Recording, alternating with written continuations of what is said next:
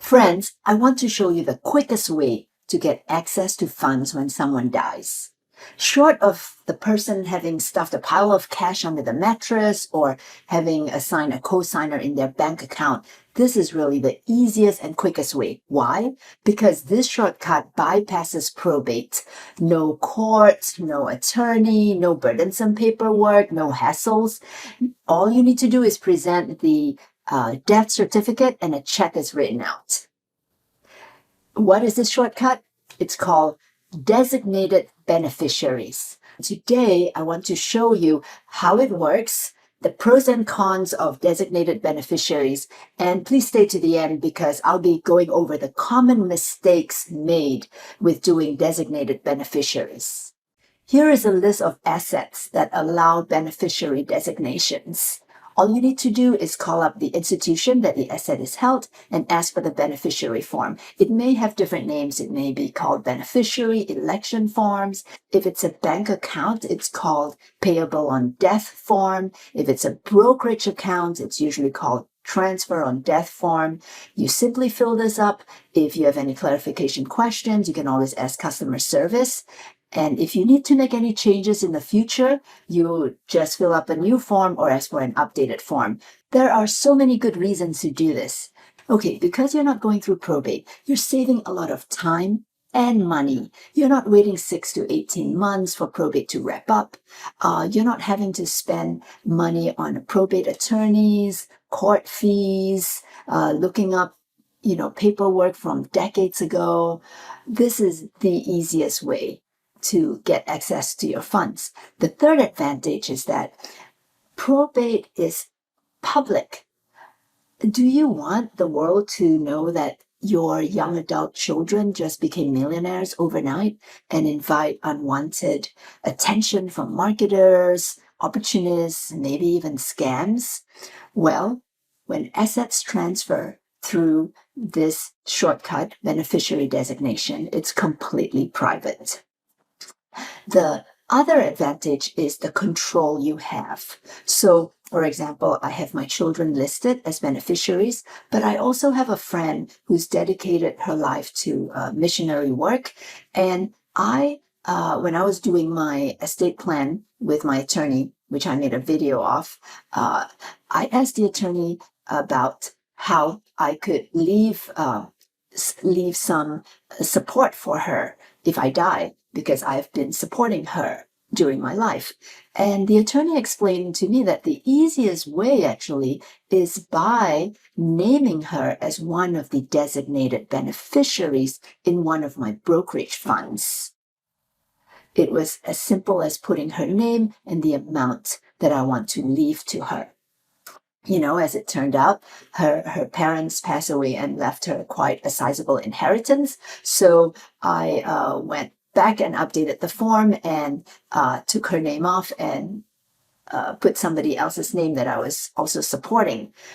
Which leads me to the next advantage. It is so easy to make changes. No attorneys involved. You simply fill up a form and just make sure that the total of all the distributions add up to 100%. So there's a lot of advantages to using beneficiary designations. Are there cons? Of course, there are always two sides to a coin, right? So beneficiary designation is not for you if you have minor children, because minors cannot inherit assets. So the court will assign a legal guardian to manage the money, and he may not have the same values as you. Secondly, when you present that death certificate and the financial institution writes a check right away, it is for the entire amount of your account. So your beneficiary gets a lump sum. And if you don't think that your young adult children is able to handle such a lump sum right away, then you might want to consider other vehicles where you can space out the distribution. Thirdly is the lack of control once the money is distributed.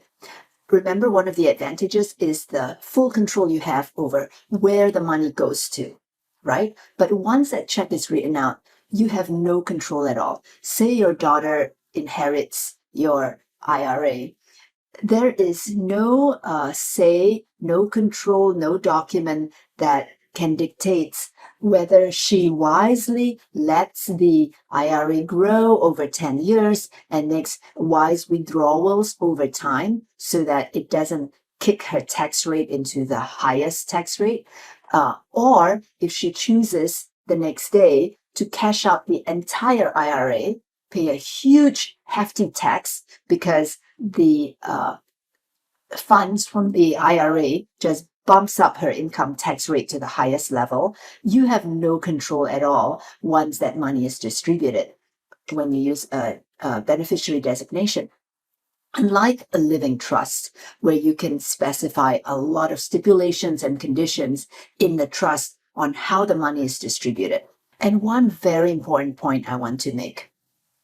My designated beneficiaries can only have access to the funds when I die.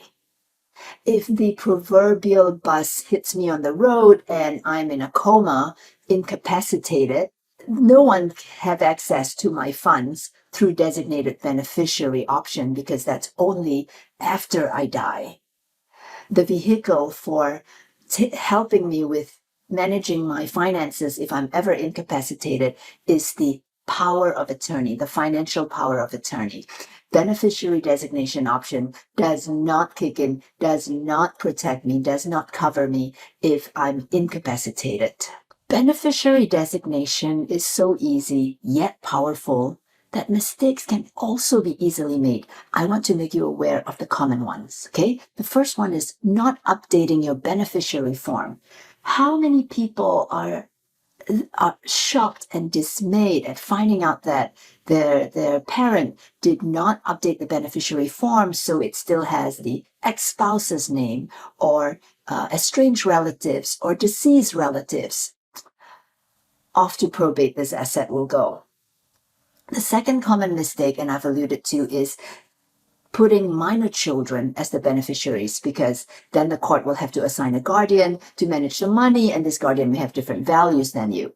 The third mistake is not naming backup beneficiaries. Whenever you deal with estate planning roles, always have a backup. If you have a power of attorney, you have a backup power of attorney. You have a backup healthcare proxy, and you also want backup beneficiaries, because what happens if this beneficiary is, God forbid, in the same accident as you?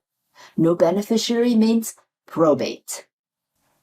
Another common mistake that can cause a lot of issues and dispute is when your beneficiary form is not in sync with your will or trust. So you can say, Johnny gets your asset in your beneficiary form, but your will and trust says something else or somebody else. Which one wins? The beneficiary form. That's why I say designated beneficiary option is so powerful. You could have a will or trust document that has 30 pages of meticulous instructions on how your asset should be distributed. But if that one line in your beneficiary form says Johnny gets your asset, Johnny wins. And even if that was your intention, that your asset goes to Johnny, that discrepancy between your beneficiary form and the will could cause a lot of unnecessary conflict and angst in the family, because it raises questions like, why did you change your mind? Or perhaps she just forgot to put, that second person's name on the beneficiary list. So try to avoid all that by keeping your form and your will and trust in sync. Another common mistake is not understanding the difference between per stirpes and per capita. You will see these options on your beneficiary form. And let me use an example to explain the difference. Say I have 3 children, and I want them to get equal shares of my assets. And something happens to the first child. What is going to happen to his shares? Per stirpes means his shares will be passed down the branch to his children, his descendants. Whereas per capita means his shares will be distributed between the two remaining children. That's what per capita means. So make sure your form reflects what you really want. I hope you take advantage of beneficiary designation while keeping in mind the common pitfalls. Hi, if we haven't met, I'm Martha Chang, and in this channel, I decode estate planning concepts so you can avoid probate and minimize taxes. Remember, I am not your accountant. I am not your attorney. I'm just a random girl on YouTube. Do not take any of this as legal advice. It is just helpful information for educational and entertainment purposes.